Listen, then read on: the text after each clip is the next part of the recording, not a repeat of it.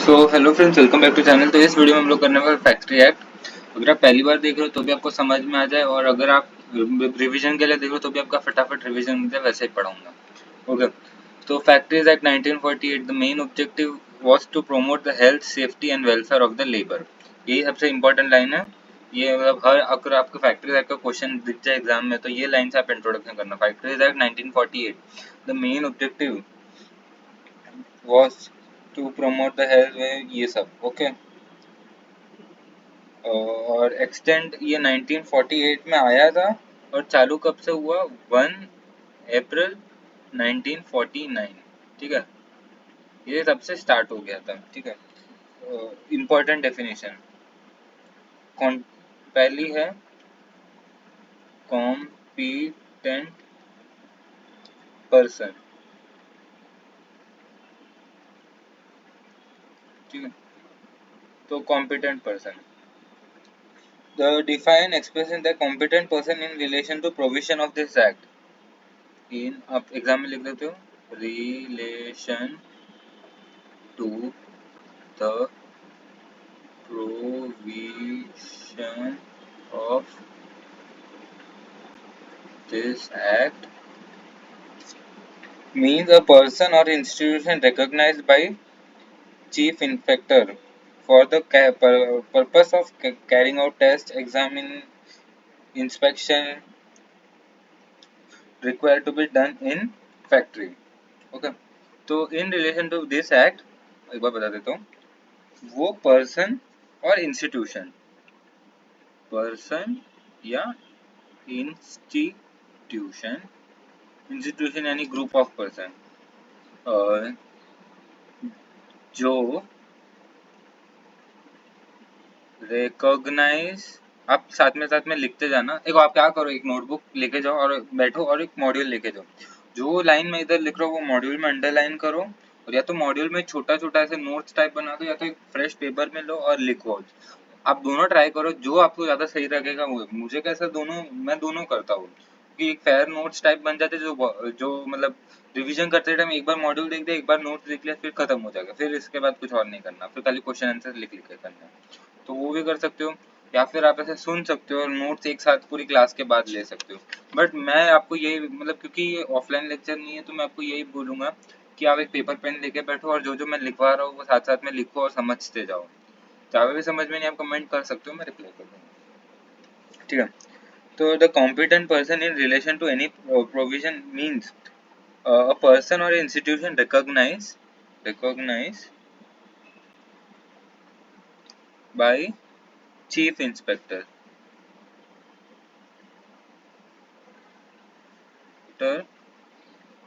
for carrying out any test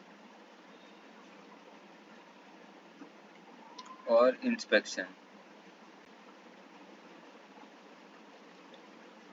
mentioned in act।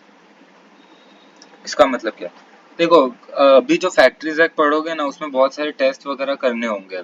तो वो test करने के लिए या तो एक पर्सन या फिर ग्रुप ऑफ पर्सन यानी एक इंस्टीट्यूशन को चीफ इंस्पेक्टर यानी, आप आगे पढ़ोगे आगे और भी डिटेल में आएगा, अभी के लिए बता देता हूँ। चीफ इंस्पेक्टर यानी आपकी जो भी मतलब जैसे अभी एक स्टेट है सूरत, मैं सूरत, तो सूरत में ना, सूरत का डीएम जो होगा, डिस्ट्रिक्ट मजिस्ट्रेशन, जो मतलब यूपीएससी से वगैरह पास होते हैं, तो वो वहाँ का चीफ इंस्पेक्टर होगा। तो जो भी फैक्ट्रीज वगैरह होगी उसके मतलब वो काइंड ऑफ उन पे मतलब कोई भी अगर एक्शन लेना हो तो ले सकता है, उसके पास बहुत सारे पावर्स है, आगे बहुत आएगा। और जो भी मतलब अभी कोई स्टार्ट कर रहे हैं तो उसको बताना पड़ेगा। वो काइंड ऑफ हमारा कह सकते हैं वार्डन है। जैसे हॉस्टल में बच्चे नहीं होते, वो एक तो होता है हॉस्टल का मतलब वो, जैसे फॉर एन एग्जांपल हम ले लेते हैं, 3 हॉस्टल है हमारे पास, एबीसी। एबीसी का इंडिविजुअली एक वार्डन होगा, मतलब 3 वार्डन होंगे, और इन सबके जो हेड होगा ना, जैसे प्रिंसिपल वार्डन या फिर मेन वार्डन होगा, वो है ये। तो वो है ये अपना क्या नाम है, चीफ इंस्पेक्टर। तो जो चीफ इंस्पेक्टर है वो हमारा मेन वार्डन है। और ये जो है ना, ये फैक्ट्रीज के ओनर है, और उसके अंडर भी, वार्डन के अंदर भी अपनी बहुत सारी टीम है। जैसे मतलब आगे क्या आएगा अभी मैं और कंफ्यूज करना नहीं चाहता। तो यही है मेन, आपको समझ में आ गया कि ये जैसे हर एक फैक्ट्री है, फैक्ट्री का ओनर होता है। तो ओनर मतलब फैक्ट्री का ओनर या फिर ऑक्यूपायर बोलेंगे, उसका भी क्या आएगा। तो वो जो है ना, ये मतलब पर्टिकुलर हॉस्टल का हेड है। और क्या नाम है, लायबल होगा चीफ इंस्पेक्टर को। तो चीफ इंस्पेक्टर अपना मेन वो प्रिंसिपल वार्डन, अभी आप एक बार स्टोरी के लिए लिख सकते हो, ठीक है। तो ये आप लिख दिया होगा मेरे हिसाब से। मैं स्क्रिबल करवा लेता हूँ कि क्या लिखवाया है। तो पर्सन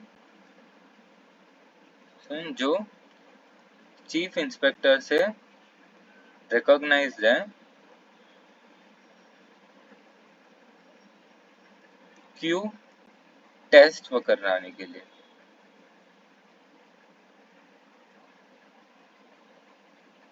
ओके, तो ये एक ऐसा है। आप ये भी साथ में टेक्स्ट बुक के बाजू में मैंने बोला ना, वहाँ पे ऐसा लिख सकते हो, ठीक है।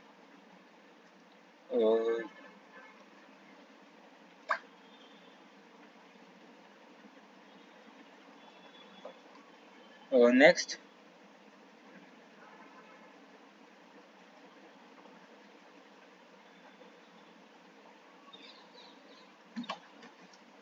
Manufacturing.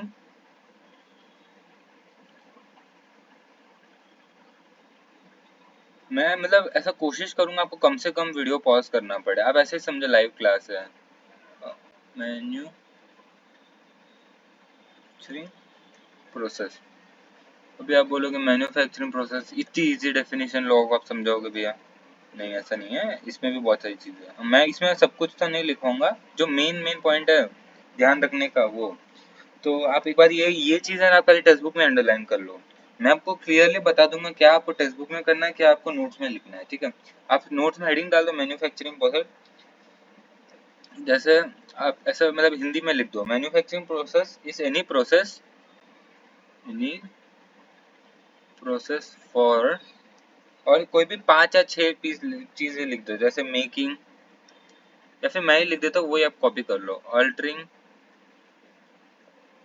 Repairing, finishing, oiling, cleaning, packing, etcetera etcetera. एक बार ये सब पढ़ लो आप, और जो भी चीज होगी ना ऐसा मोर और लेस, जो भी आपको एग्जाम पॉइंट ऑफ व्यू में 90% चीजें आती है ये, क्योंकि फिर अगर मैन्युफैक्चरिंग प्रोसेस ही नहीं होगा तो वो ऐसा काइंड ऑफ फैक्ट्री नहीं होगी।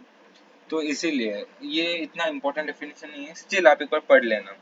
कंस्ट्रक्शन, रिकन, ये सब कोल्ड स्टोरेज वगैरह वगैरह वगैरह सब कुछ। और इसमें एक केस स्टडी भी दी है, वो मैं बता देता हूँ। जैसे एक पर्सन है ए एंड बी, एक तो ये नाम है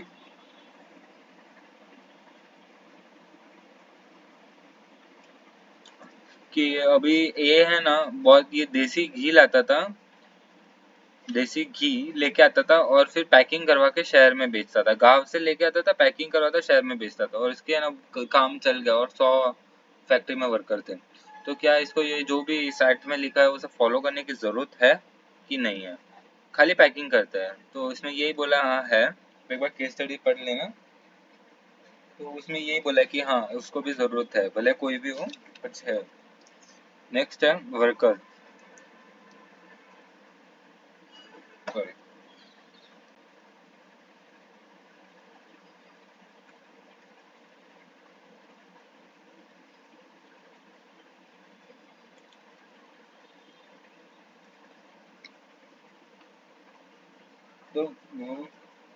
तो सेक्शन 2 1 सेक्शन नंबर मतलब याद करने की जरूरत नहीं, अगर आपसे हो जाए तो देखो एग्जाम के लिए तो अच्छा ही है, मतलब एग्जाम में एक आध मार्क बढ़ जाएगा। बट अब आपका प्रोविजन ही याद नहीं है, सेक्शन नंबर याद है, कुछ फायदा नहीं है। तो मतलब मैं तो लर्न नहीं करता और ना ही रिकमेंड करता हूँ, बट हाँ एग्जाम में उसका बेनिफिट है। अगर आप सेक्शन नंबर याद, अगर आपको पूरे लॉ के सेक्शन नंबर याद होगा तो क्या चाहिए।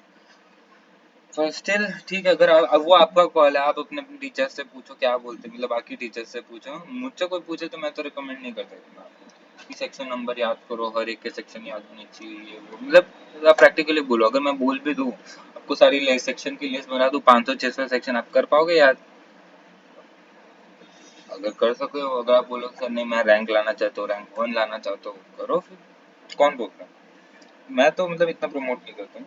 हाँ, एक आध मार्क का एमसीक्यू आ जाएगा, 1 या 2 मार्क का, और एक मतलब ठीक एग्जाम अगर आप हर एक सेक्शन लिखो तो एग्जामिनर को लगेगा कि नहीं आप टॉपर हो, आपको मार्क्स दे देने चाहिए, आप थोड़ा लीनियंट होगा। इसका मतलब ये नहीं कि आप प्रोविजन छोड़ के सेक्शन नंबर, एक बार सब कुछ हो जाए आपके पास बहुत टाइम है तो करो फिर, कौन पूछ रहा है? ठीक है, तो define the term worker as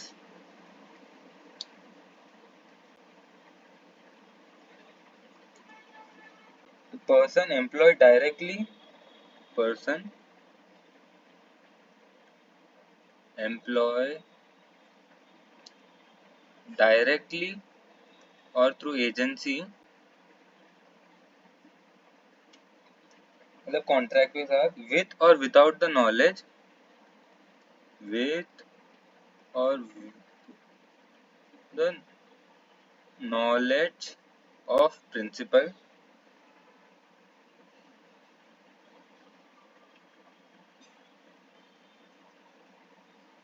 employer, whether for remuneration or not,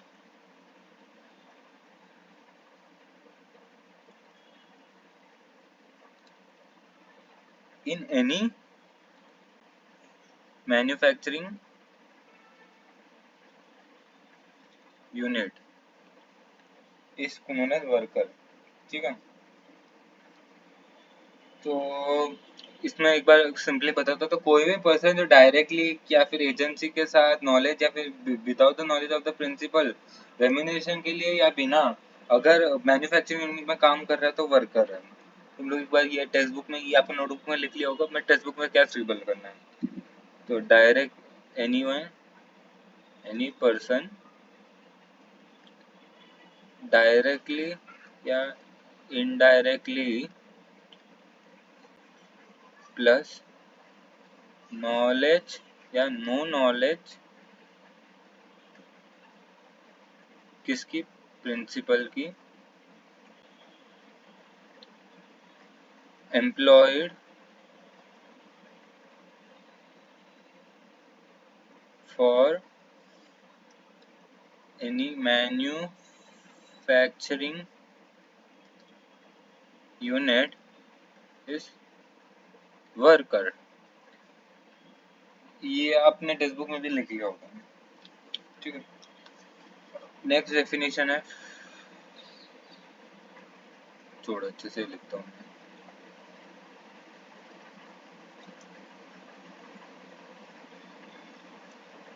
factory, factory क्या है? एनी प्रीमाइसेस, एनी प्रीमाइसेस, इसके दो फॉर्म है, where there are 10 or more worker, 10 or more, where there are 20 or more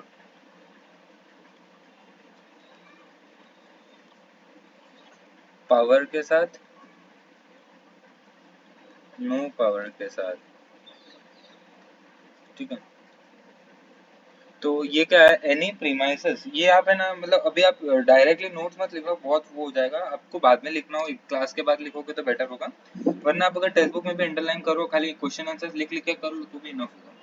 ठीक है, जो और जो इम्पोर्टेंट होगा वो मैं लिखवा ही रहा हूँ, आगे बहुत सारी चीज आएगी जो हम लिखेंगे। ठीक है, तो अगर है ना एनी प्रीमाइसेस जहाँ अगर 10 से ज्यादा लोग पावर, अगर पावर का यूसेज है तो 10 से ज्यादा लोग, पावर का यूसेज नहीं है तो 20 से ज्यादा। फॉर एन एग्जांपल, हम लोग काम कर रहे हैं जहाँ पे मशीन वगैरह लगे, पावर यूज कर रहा है, तो अगर 10 लोग मेरे फैक्ट्री में, मतलब मैंने अगर समझो कुछ प्रीमाइसेस है वहाँ पे काम कर रहे हो और मैन्युफैक्चरिंग यूनिट है, तो वो क्या नाम है, एनी प्रीमाइसेस जहाँ मैन्युफैक्चरिंग हो, वाह वो फैक्ट्री है। अगर पावर यूज नहीं कर रहे, समझा हाथ से कर रहे, खाली पंखे वंखे उसके लिए है, तो 20 या फिर उससे ज्यादा लोग चाहिए। ठीक है, और ये जो 20 है ना वो पिछले साल में, ये दोनों any single day in previous year. Previous year यानी प्रीसीडिंग 12 मंथ, मतलब पिछले 12 महीना में अगर एक भी दिन अगर ऐसा हुआ हो ना, समझो आज अगर क्या नाम है, आज की तारीख है समझो 4 सितंबर, और आज हुआ है तो अगले साल के 4 सितंबर तक ये फैक्ट्री होगी मेरी, भले फिर खाली एक दिन ही काम हुआ 10 लोगों का, बट स्टिल भी ये फैक्ट्री होगी, निश्चित है ये रूल। ठीक है, नेक्स्ट है ऑक्यूपायर, ये इंपॉर्टेंट है तो ये लिखना पड़ेगा।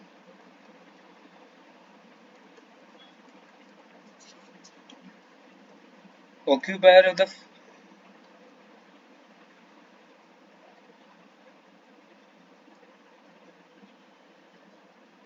is the person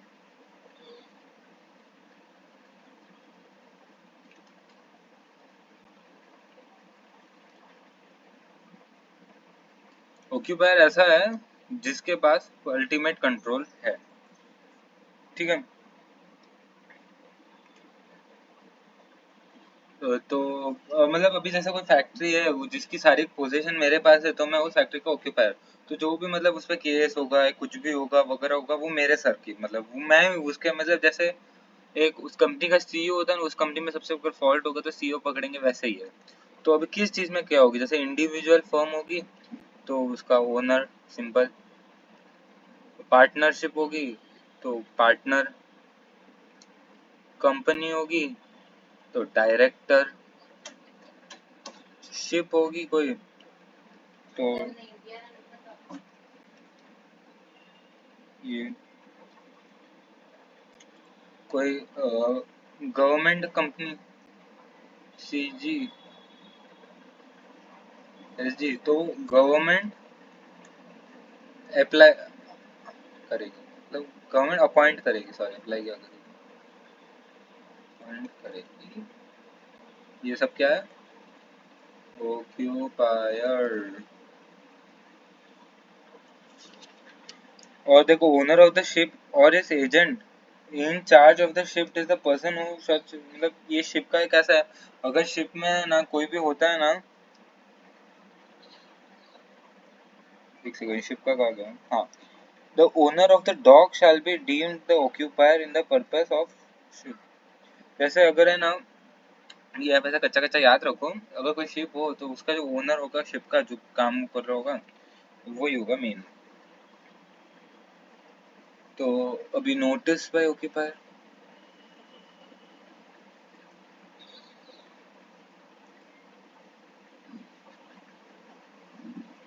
हमारी प्रथा है।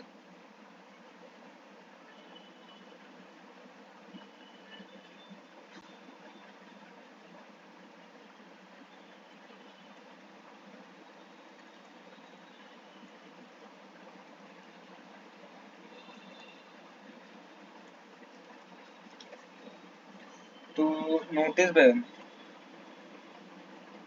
अगर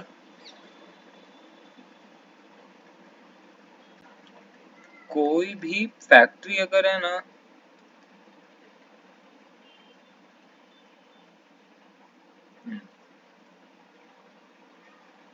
सॉरी,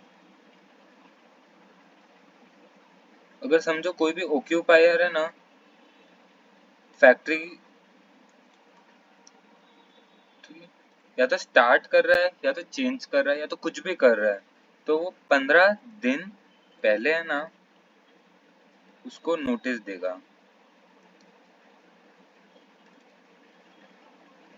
अब ये वो कौन है, चीफ इंस्पेक्टर, जिसके बारे में आगे हम पढ़ेंगे। ठीक है, आ गया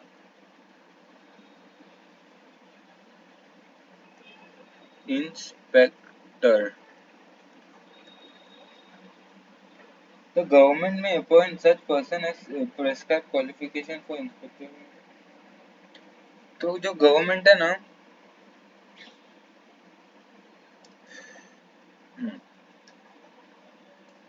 तो जो ये क्या बोल रहा हूँ, sorry, The state government may appoint person as a possessing the prescribed qualification. As a person prescribing, मतलब person जिसके पास है ना जो भी ये prescribing qualification है to be inspector for the purpose of this act and may assign them such local limits that they think fit. मतलब कोई भी चीज हो उनको अगर पावर दे दी जाएगी, गवर्नमेंट में अप्लाई, ठीक है। तो इनके पास क्या क्या पावर है? For and assign local limits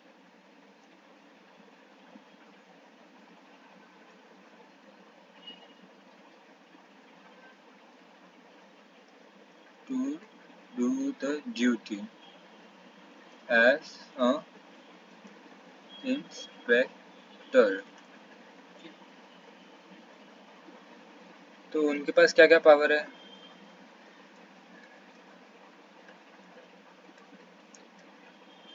enter into place, वो कोई भी प्लेस में घुस सकते हैं। एग्जामिनेशन, कोई भी मतलब कोई भी अगर है ना फैक्ट्री, जैसे फैक्ट्री है तो उसकी कोई भी चीज को एग्जामिन कर सकते हैं, देख सकते हैं, परख सकते हैं। इंक्वायर अबाउट एक्सीडेंट, अगर कुछ एक्सीडेंट हुआ हो, जैसे कभी 2-3 दिन पहले किसी लेबर का हार्ट कटा तो उसके बारे में सब कुछ जान सकता है, क्यों कटा, किसकी गलती थी, किसका रिस्पॉन्सिबिलिटी, क्यों किया, अगर उसके पास उसने क्या ये किया था कि नहीं, सब कुछ रिकॉर्ड है कि नहीं, उसके बारे में पूछ सकते हैं। तो डॉक्यूमेंटेशन, डॉक्यूमेंट सीज कर सकता है, कोई भी डॉक्यूमेंट वगैरह हो तो वो सीज कर सकता है, और कोई भी आर्टिकल हो वो सीज कर सकता है।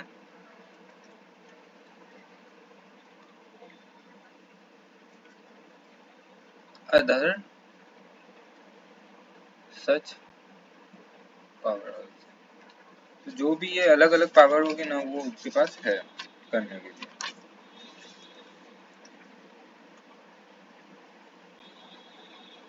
थोड़ा फास्ट करते हैं, बहुत धीरे धीरे हो गया। Certified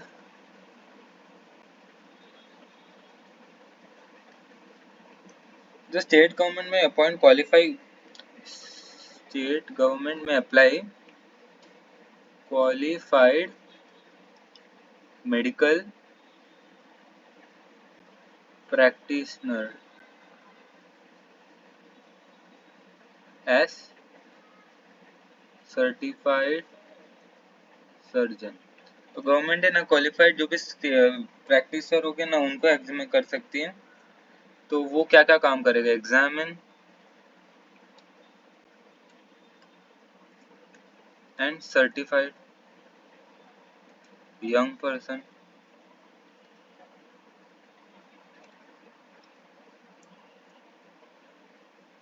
examine person young person, person in dangerous occupation,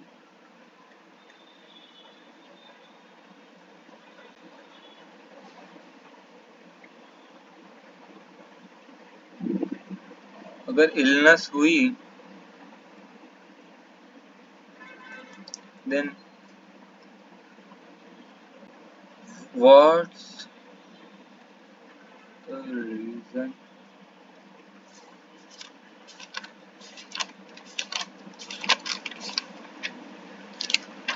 ठीक है।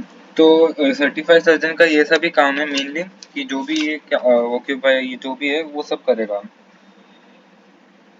तो और जो भी यंग पर्सन वगैरह है वो उन हेल्प कैपेबल है कि नहीं इतना ये काम करने के लिए, अगर कोई काम नहीं करना है तो ये क्या क्या क्या चेंजेस कर सकते हो जिसके बाद वो कर सके, ये सब सर्टिफाइड सर्जन बताएगा। ठीक है, अभी ये तक का ये अपना डेफिनेशन था, मैंने बहुत डिटेल में करवाया क्योंकि ये अगर समझ में नहीं आता ना, भले वीडियो आगे का अच्छा होता है बट आपको लगेगा कि टीवी अच्छा नहीं है वगैरह वगैरह, ठीक है मुझे पता है। पर अभी से जो ना थोड़ा सा स्पीड पकड़ूंगा मैं, क्योंकि अभी इनमें से देखो पूरे चैप्टर में से एक क्वेश्चन आएगा मोस्टली, और मैं कोशिश कर रहा हूँ इसी वीडियो में खत्म हो जाए। तो अभी थोड़ा फास्ट जाएगा, आप थोड़ा ध्यान रखना, अभी कोई स्पीड बढ़ाई हो तो कम कर लेना अब तक, ठीक है। Welfare measure, the factories act take care of the following. जो फैक्ट्रीज एक्ट है ना, ये फॉलोइंग चीजों को ध्यान रखता है: health, safety, welfare, working hard,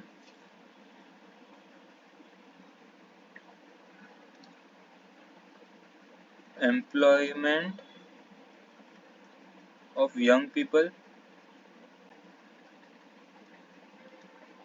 और एनुअल लीव।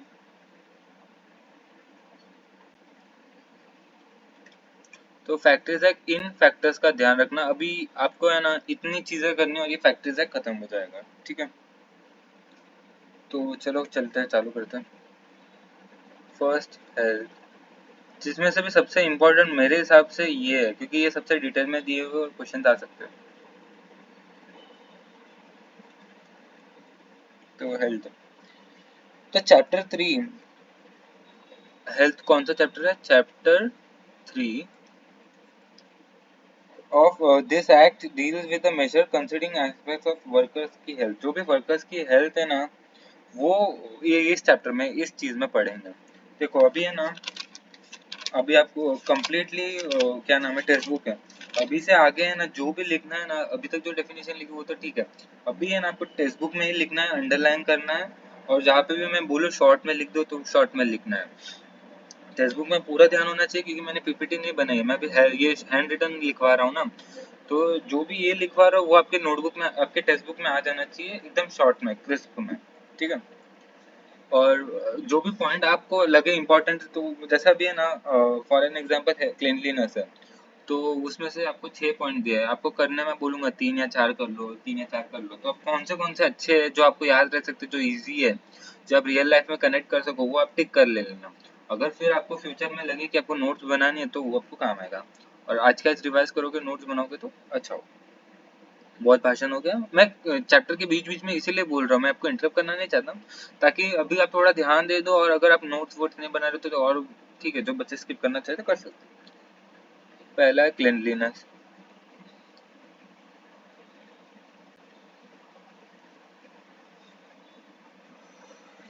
तो factory should keep clean and free from जो भी इन्फेक्शन अराइजिंग। अरे ये बहुत भारी लैंग्वेज लिखी है, ये ठीक है, याद हो तो ठीक है। क्लीनलीनेस का इन शॉर्ट मतलब ऐसा है, the factory should be kept clean in regular basis, ऐसा कुछ आप नॉर्मल लैंग्वेज में लिख सकते हो। और इन पहले अगर स्टार्ट करना हो क्लीनलीनेस का तो ऐसा कर सकते हो कि शाल केप्ट क्लीन फ्रॉम गया। इसका मतलब काइंड ऑफ इन्फेक्शन है, बैक्टीरिया, अब समझने के लिए समझ, ठीक है। पहले तो इसके लिए पॉइंट्स बना दिया मैंने, आपको एकदम इजी कर लिया। एक तो पहले रिमूवल ऑफ डस्ट, तो जो भी डस्ट वगैरह है वो झाड़ू काटना है, removal. Cleaning of every workroom, cleaning of floor of every work room. One से ना वही करना, एंटी मतलब डिसइंफेक्टेंट, यानी लाइजोन, फिनॉल, फेनॉल क्या बोलते हैं, लाइजोन वगैरह जो भी है ना, फेनाइल की वर्ड भूल गया मैं, सॉरी, वो सब से आपको क्लीन करना है। दूसरा drainage for removing water,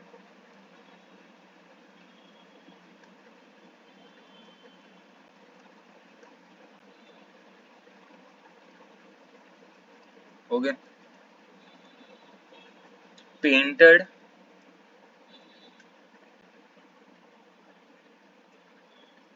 in 5 years और वाइट वॉश इन 14 month।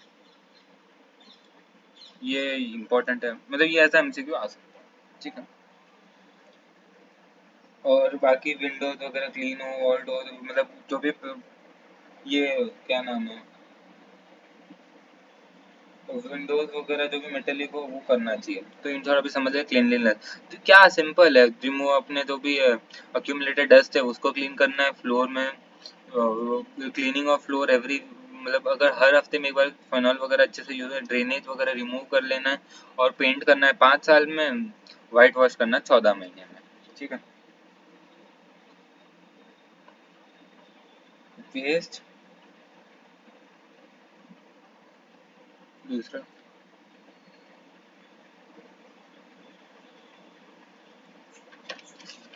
अभी मैं एक बार मेंशन कर लेता हूँ और उसमें जो इम्पोर्टेंट चीज होगी वो लिखवा लूंगा। Disposal of waste and fluent, तो ये क्या है, जो भी इफेक्टिव अरेंजमेंट शैल बी और फैक्ट्री फॉर द ट्रीटमेंट, जो भी उसके वेस्ट वगैरह होगी उसके लिए अरेंजमेंट होनी चाहिए, ventilation and temperature, ventilation and temperature, तो जो भी अगर फैक्ट्री होगी उसमें अच्छी एयर फ्लो होना चाहिए, वेंटिलेशन होना चाहिए, ह्यूमिडिटी अगर बहुत कम हो गई है और या फिर बहुत ज़्यादा हो गई तो आर्टिफिशियली टेम्परेचर और ह्यूमिडिटी मेंटेन करनी चाहिए,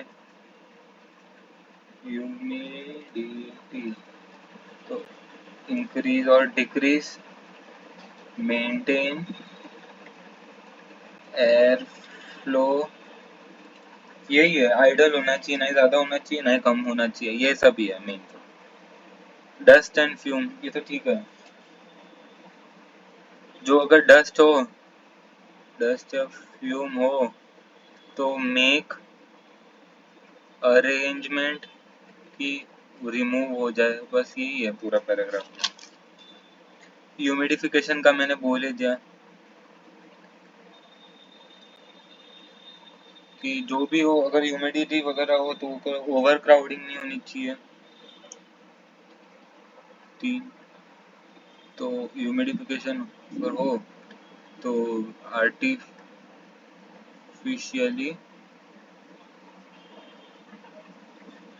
मेंटेन हो, एकदम ज़्यादा भी नहीं होनी चाहिए, एकदम ज़्यादा भी कम भी नहीं होनी चाहिए। ये मैं एक बार कितना भी अच्छे से पढ़ा लूँ ना, जब तक आप खुद से ये चीज़ें नहीं पढ़ोगे ना आपको काम नहीं आएगा, कि मैं तो डिटेल में एक एक वर्ड पढ़ लूँ, बट आप बोर हो जाओगे, और मतलब जो आपको मेन समझना है वो यही है, बाकी पढ़ना ही है, और जितना याद सकते याद रखो, बाकी ऐसा जो मैं बोल रहा हूँ वो भी लिख के आ जाओ ना तो भी बहुत है। ड्रिंकिंग वाटर, इसमें क्या याद रखना है, वॉशरूम से 6 मीटर दूर होना चाहिए, क्लीन होना चाहिए, कूल ड्रिंकिंग वाटर होना चाहिए हॉट वेदर में, तो सिंपल है फिर। और अगर और एक इम्पोर्टेंट चीज, 250 हो तो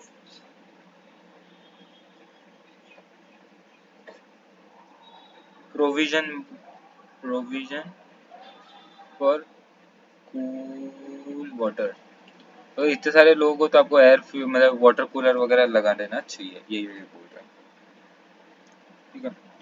स्पिटून्स जगह तो इसमें कर, स्पिटून्स ना ना पसंद, स्पिटून्स है ना, वो जो होता है जो भी वो थूकने का वगैरह होता है, तो कफ वफ हो या फिर कोई कुछ खा रहा हो उसको च्युइंगम विंगम हो, तो जो भी वो थूकने के लिए होता है ये होना चाहिए, जिससे क्या होता है क्लीनलीनेस होती है, ज़्यादा डस्ट बीमारी वगैरह फैलती नहीं है, ये सभी होता है। और अच्छे अच्छे कन्वीनियंट प्लेस पे होना चाहिए, ऐसा नहीं कि स्टार्टिंग एंडिंग में डाल दिया हर कर बार बार आलस आता है उनके जाने। सेफ्टी, सेफ्टी में तो है ना आपके में अब मतलब अपने मॉड्यूल में ही कुछ ज़्यादा दिया नहीं है, तो आपको जो भी है जितना भी मैं मेंशन कर रहा हूँ उसमें से जो याद हो वो ही करना है, वो ठीक है, इसका क्वेश्चन आने का मतलब बहुत रेयर चांसेस है, नहीं बराबर है, तो मतलब ये नहीं छोड़ दो, एक बार पढ़ लेना। तो फेंसिंग मशीन के लिए,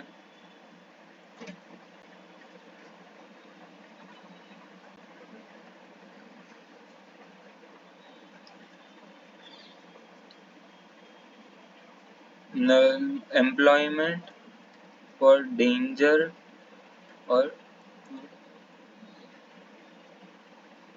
यंग पर्सन। इसमें कितना सिंपल है। डेंजर, अगर डेंजर काम हो, एम्प्लॉयमेंट जहाँ पे डेंजर मतलब डेंजर काम हो तो वहाँ पे यंग पर्सन को नहीं होना चाहिए। तो employment for danger on young machine नहीं होनी चाहिए, बल्कि सेल्फ एक्टिंग मशीन हो, जैसे कुछ कुछ हो अपने आप कटने लग जाए, टाइमर लगा हुआ हो, तो उसमें सब प्रिकॉशन होने चाहिए, सबको ट्रेनिंग वेनिंग मिलनी चाहिए। प्रोटेक्शन ऑफ आईज, ज्यादा वेट नहीं होना चाहिए पर हेड, मतलब ऐसा आपको लेबर को 100 किलो दे दिए ये लेके जाओ per day. Excessive work wait, अगर कोई भी फ्लोर वगैरह में ओपनिंग नहीं होनी चाहिए। फायर सेफ्टी होनी चाहिए।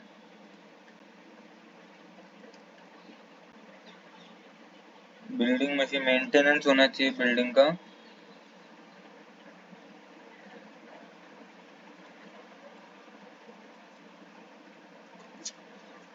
सेफ्टी ऑफिसर रखना चाहिए। ये 1000 लोगों के ज्यादा हो तो सेफ्टी ऑफिसर। ये एक बार आप खाली नाम ऐसे मोटा मोटा याद तो याद हो ही जाएगा। सेफ्टी में क्या है, आई आंखों को प्रोटेक्ट करो, खुद को प्रोटेक्ट करो, आग से प्रोटेक्ट करो, कोई भी ओपनिंग नहीं है, ज्यादा वेट नहीं हो, कोई सेल्फ एक्टिंग मशीन हो तो वो ध्यान रखना। फेंसिंग वाले लोग जो डेंजरस मशीन है उनके आजू बाजू बच्चों जाने मत दो। बस ये सभी लिख पक के आना है, और कुछ नहीं। ठीक है। नेक्स्ट है सेफ्टी, नहीं सॉरी,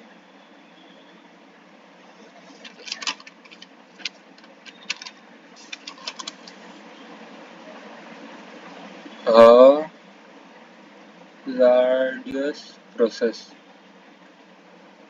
हजार्डियस प्रोसेस क्या होता है? डेंजरस एक्टिविटी, तो जो भी एक्टिविटी हो जिसमें जान को जोखिम हो, मतलब वो तो उनके लिए ज़्यादा ट्रेनिंग होनी चाहिए।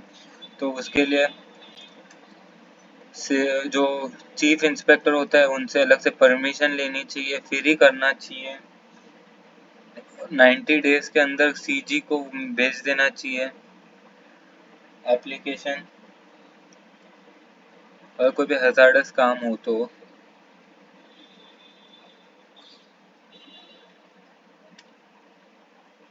मतलब क्या होगा कि अगर आप अप्लाई करोगे एक बार, क्या नाम है अपने चीफ इंस्पेक्टर को, तो सीजी की तरफ से एक दिन आएगा 90 डेज में, वो सब कुछ रिपोर्ट विपोर्ट बना के फिर सीजी को देगा, फिर ही आपको परमिशन मिलेगी, इतनी आसानी से नहीं मिलेगी। तो अब लास्ट, नहीं दो चीज है अब,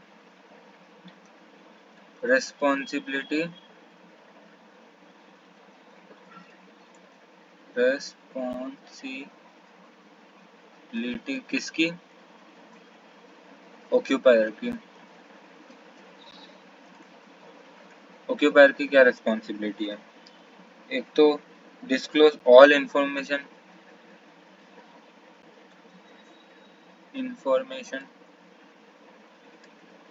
detail policy for health safety, health और सेफ्टी के लिए क्या क्या करने वाले हैं उसके लिए पॉलिसी वगैरह बना दे, इमरजेंसी प्लान बना दे, इमरजेंसी प्लान बना दे कि फिर अगर कोई भी डेंजरस सब्सटेंस हो तो उसको मेंटेन कैसे करोगे, ट्रांसपोर्ट कैसे करोगे, उसके लिए प्लान बना दे, ये सब कर ले। और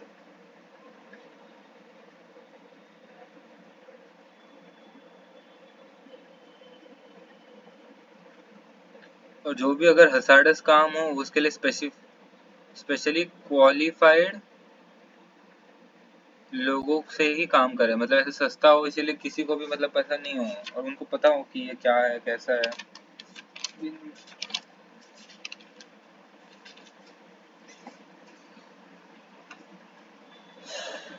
तो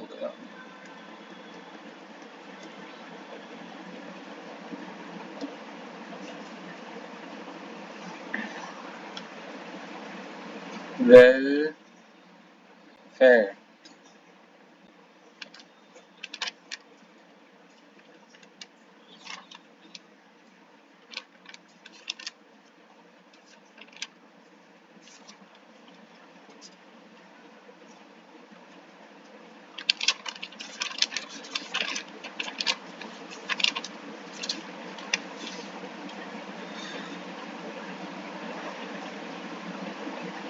वेलफेयर में क्या होगा, एक तो वॉशिंग फैसिलिटी होनी चाहिए, वॉशिंग फैसिलिटी क्लोथ्स का।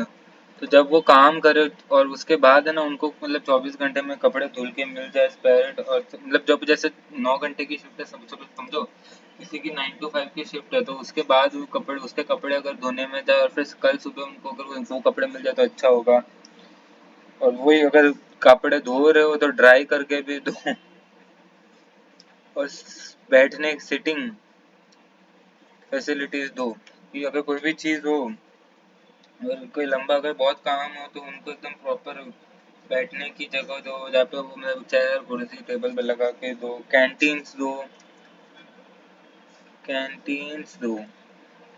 तो अगर 250 लोग से ज़्यादा हो ना, तो उनके ऑफिस में कैंटीन होनी चाहिए, और कोशिश करना चाहिए ऑक्यूपायर को उनके मील का पे करे, क्योंकि उनको पहले से बहुत कम पैसों से ले रहा है, उनसे से काम करवा रहा है। तो उनके पास shelter, rest room, lunch room होना चाहिए। तो मतलब वो अगर काम करने जाए ना, तो वो एकदम उनको लगना चाहिए कि अच्छा काम कर रहे हैं। बहुत सारे क्रीशेज होते, जैसे 30+ वुमेन्स हो तो ये होना चाहिए। क्रीशे क्या, एक जगह जहाँ 6 साल से बच्चे हो ना, अगर 6 साल से ज्यादा के बच्चे हो वो रेस्ट कर सके, उसके लिए ये है। ठीक है। बाकी फर्स्ट एड हो, कबर्ड, ये अगले पेज में अच्छे से दबा। अगर वर्कर, फर्स्ट एड और एम्बुलेंस, वर्कर अगर 500 से ज़्यादा हो या 150 से ज़्यादा हो तो रेस्ट। नहीं, 150 कहाँ से आ गया? हाँ, 150 से कबर्ड, 500 से ज़्यादा हो तो एम्बुलेंस। ठीक है, वो होनी चाहिए। वेलफेयर ऑफिसर, तो 500 से ज़्यादा लोग हो तो वेलफेयर ऑफिसर। ठीक है।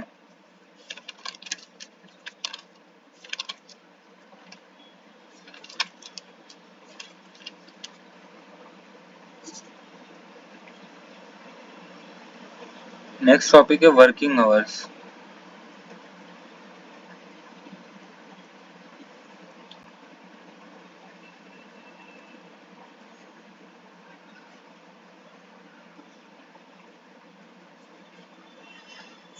तो वर्किंग आवर्स का क्या है, देखो बहुत सारे अलग अलग क्या नाम है ये है, तो मैं आपको एक बार अच्छे से बता देता हूँ।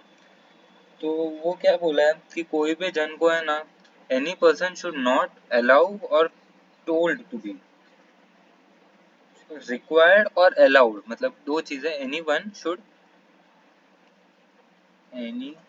Person should not be allowed और रिक्वायर्ड। क्यों? 9 आवर से ज्यादा काम नहीं करवाना है। सेकंड, 5 घंटे के बाद कम से कम 30 मिनट्स का ब्रेक देना है। फिर, और ब्रेक के साथ 10.5 घंटे से ज्यादा नहीं होना चाहिए।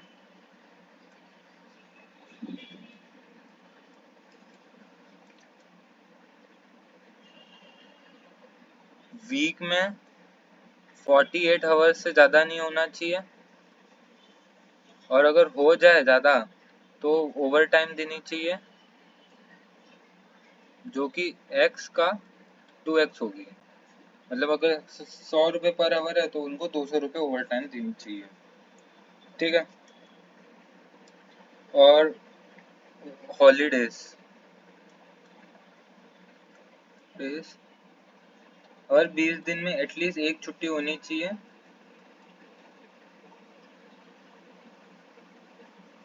और अगर संडे को काम करवा रहे हो, जैसे अभी आज संडे है तो वीक के फर्स्ट डे यानी संडे को काम कर रहे हो, या तो 3 दिन पहले या तो 3 दिन बाद वीक ऑफ देना चाहिए। और नहीं दे पाओ, उस दिन भी बुलाना पड़े तो इंस्पेक्टिंग ऑफिसर को मेल करो और परमिशन लो,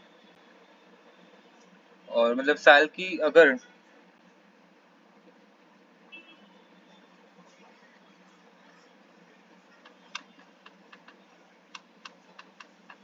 एक सेकंड ना, वो एग्जैक्ट फिगर कितने में,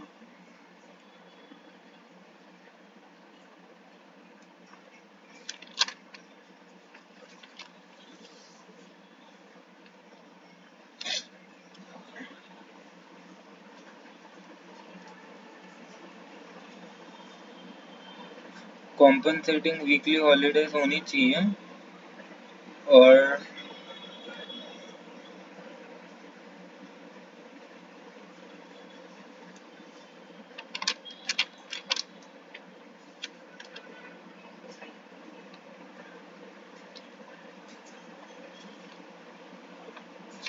ठीक है, वो आगे आएगा तो बताओ तुम। compensating on a weekly holiday should shall be allowed within a month or which अगर देखो बहुत सारी छुट्टियों के जैसा भी पीक सीजन आ रहा हो, वीकली हॉलीडेज नहीं दे पा रहे हो, तो उनको 1 या 2 महीने में ना ज़्यादा छुट्टी दे देनी चाहिए। और अगर नाइट ड्यूटी कर रहा हूँ, नाइट शिफ्ट कर रहा है, तो जैसे अभी 9 to 5, मतलब शिफ्ट के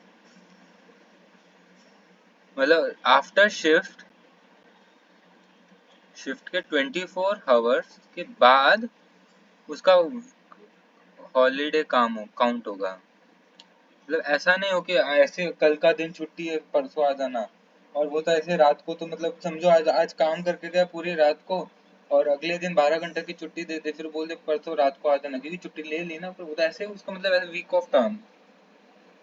तो यही बोला है, ओवर टाइम जो भी होगा उसको उसको डबल करना चाहिए। और डबल एम्प्लॉयमेंट है ना, डबल एम्प्लॉयमेंट अलाउड नहीं है। अगर उससे ज़्यादा कर रहा है तो पनिशमेंट भी लगेगी, क्योंकि लोगों को अपने हेल्थ का काम करना चाहिए।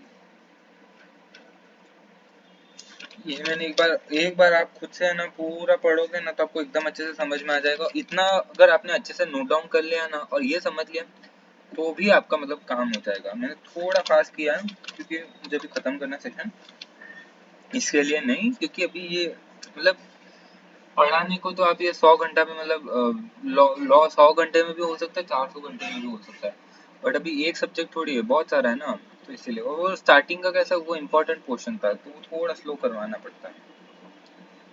ठीक है। बाकी register of register of worker, तो उनका क्या क्या नाम है, ग्रुप है, वो रजिस्टर करना है।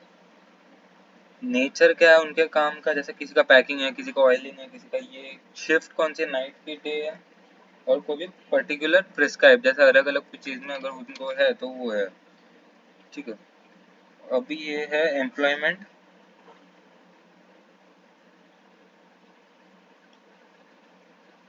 दो प्रकार के हैं, ये वुमेन,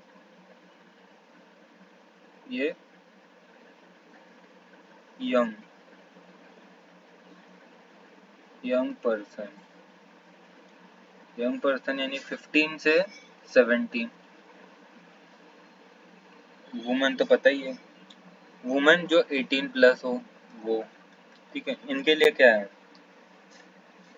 तो वो 6 AM से 7 PM तक इनसे काम करवा सकते हो, उनके बाद नहीं, क्योंकि वुमेन सेफ्टी इश्यूज वगैरह वो उसके चक्कर में। और नाइट शिफ्ट हो सकती है with permission of chief inspecting officer. Night shift कब होगी, 10 PM से 5 AM। ओके।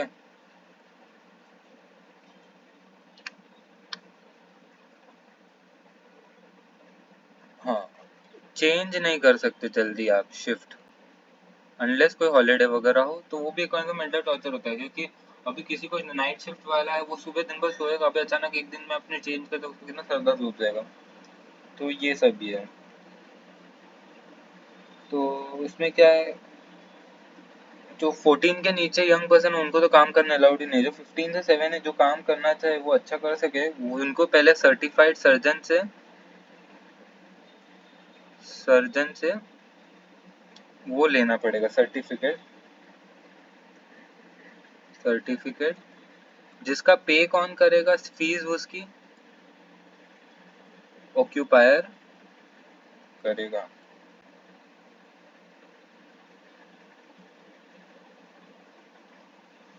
और ये जो सर्टिफिकेट होगा वो 12 महीने चलेगा। कोई भी सर्टिफिकेट है वो 12 महीने चलता है। अगर बीच में अगर सर्टिफाइड चाहे तो रिवोक कर सकता है, हाँ कर सकता है, रिवोक कर सकता है, रिवीजन भी कर सकता है, कोई चेंज वेंज करना हो तो कर सकता है। और बस वर्किंग आवर्स फॉर चिल्ड्रन, अरे ये तो अब मैं बाद में लिखवा दूंगा। अब वर्किंग आवर्स इधर आ गया है, एम्प्लॉयमेंट।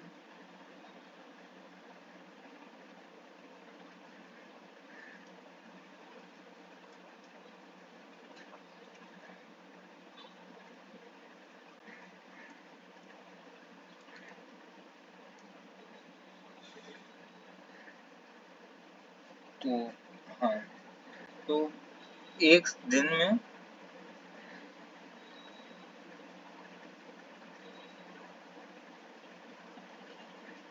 पहले तो टाइमिंग 8 AM से 7 PM, ठीक है। दूसरा इनके 4.5 आवर्स अ डे से ज़्यादा नहीं हो सकती। 2 घंटे के बाद ब्रेक देना पड़ेगा, नहीं 2 की 2.5।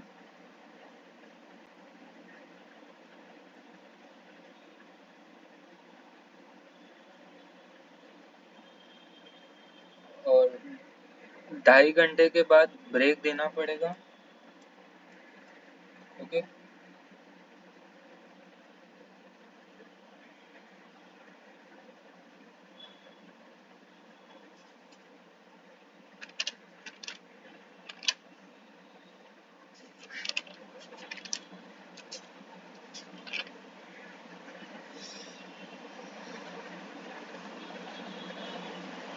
और मतलब ब्रेक के मिला के भी 5-5.5 घंटे से ज़्यादा नहीं हो सकता। 5 या 5.5, एक बार ये चेक करना पड़ेगा मुझे।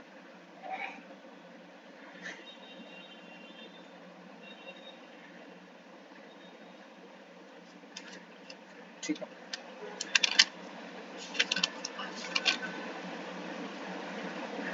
और इनका रजिस्टर मेंटेन करना पड़ता है। तो उसमें क्या होता है, रजिस्टर में नाम, nature of work, group, certificate, वो सब मेंटेन करना पड़ता है, ठीक है। अब आएगा एनुअल लीव।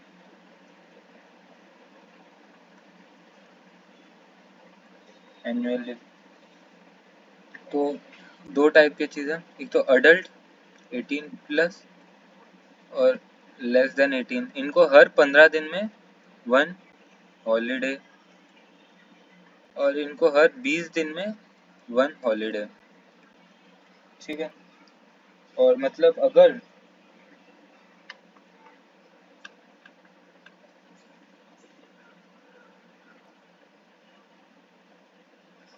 और ये जो भी है, इसमें अगर फैक्ट्री बंद हुई ना, if factory is off, will not be count as absent, will be count as present. तो फैक्ट्री बंद हुई या फिर जैसे अभी अपनी फैक्ट्री बंद हुई तो उनकी गलती नहीं है, तो वो लीव के जिसमें काउंट नहीं करेगा, ठीक है। बहुत कम टॉपिक पर आई नो, मतलब बहुत फ्रस्ट्रेशन हो गया होगा मेरे को सुन सुन के। और हमने भाई, पर ठीक है, मैं मार्क्स भी तो दिलवा रहा हूँ। कैरी फॉरवर्ड ऑफ लीव,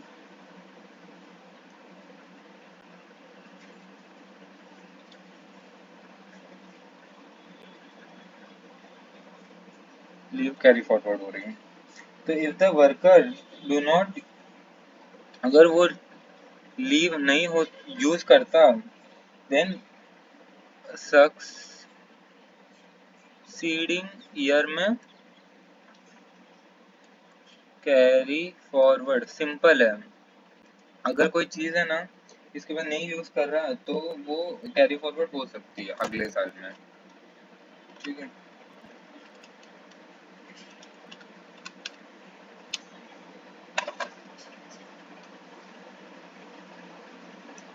और ये पीछे एक चीज भूल गए थे, एनुअल लीव मैटरनिटी लीव भी होती है, maternity leave of 12 weeks at least बोल रहे हैं, तो वो देना चाहिए। तो वो अगर है ना कैरी फॉरवर्ड करना चाहे तो कर सकता है अवेलिंग लीव। तो अगर समझो अगर वो लीव नहीं ली और उसको अगर छोड़ना है या फिर उसको पैसे चाहिए तो वर्कर में the time of writing 15 days before the date.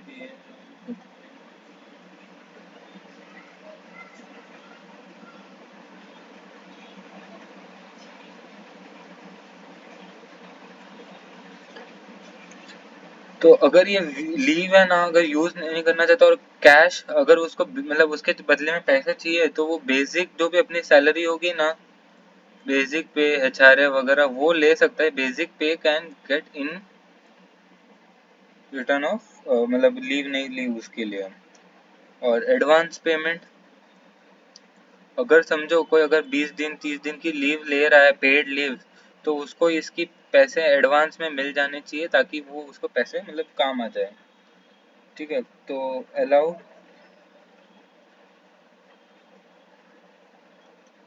और वही चीज एनकैशमेंट की तो वो कर सकता है। एनकैशमेंट आराम से कुछ भी चीज हो तो वो अगर चाहे तो ये कर सकता है एनकैशमेंट।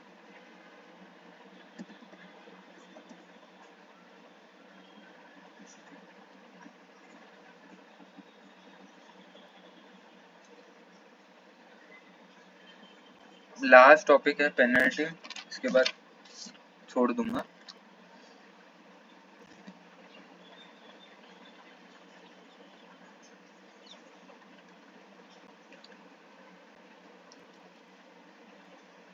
अगर कोई भी फैक्ट्री लॉ का फैक्ट्रीज एक्ट का कोई भी लॉ नहीं फॉलो किया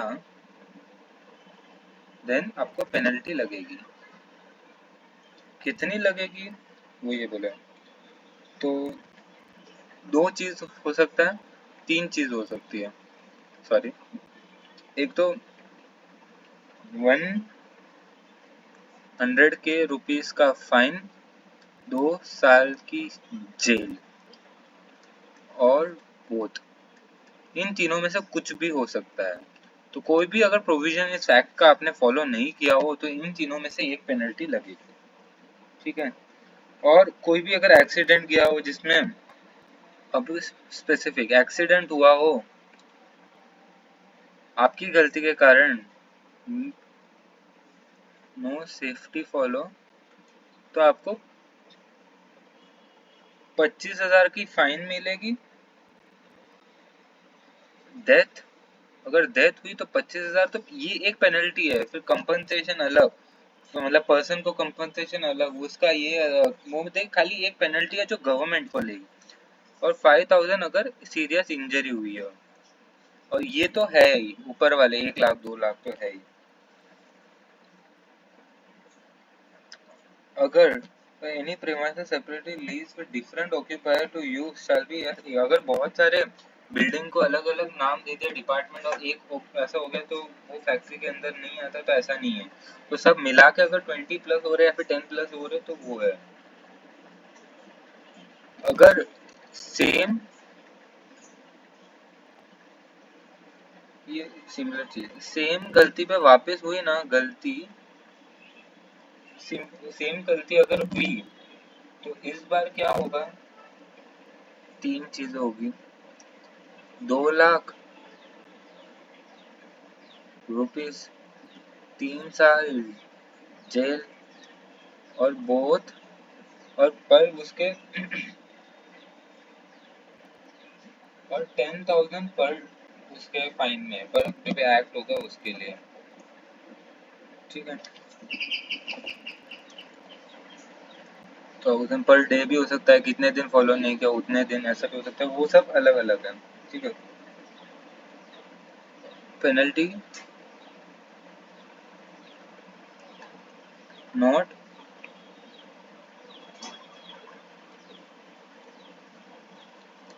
सेफ्टी फॉर hazardous प्रोसेस।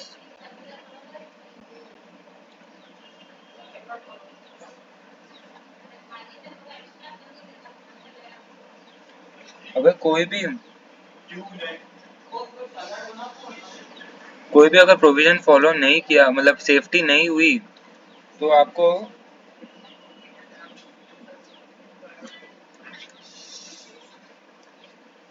7 साल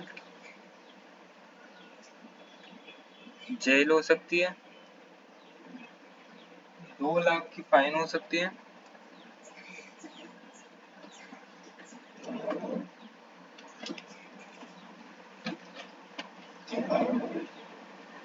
5000 पर डे।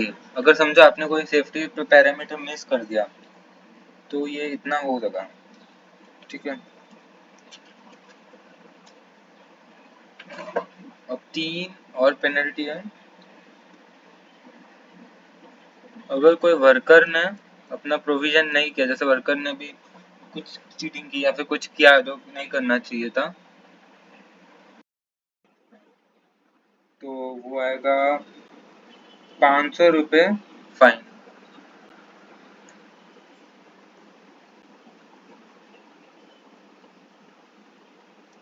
अरे ये क्या हो रहा है?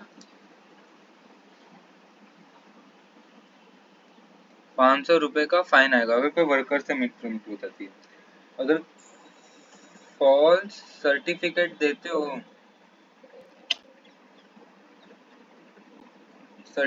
देते हो तो 2 मंथ जेल और 1000 रुपीज और बोथ। क्या दिक्कत? ठीक है। और फिर डबल एम्प्लॉयमेंट,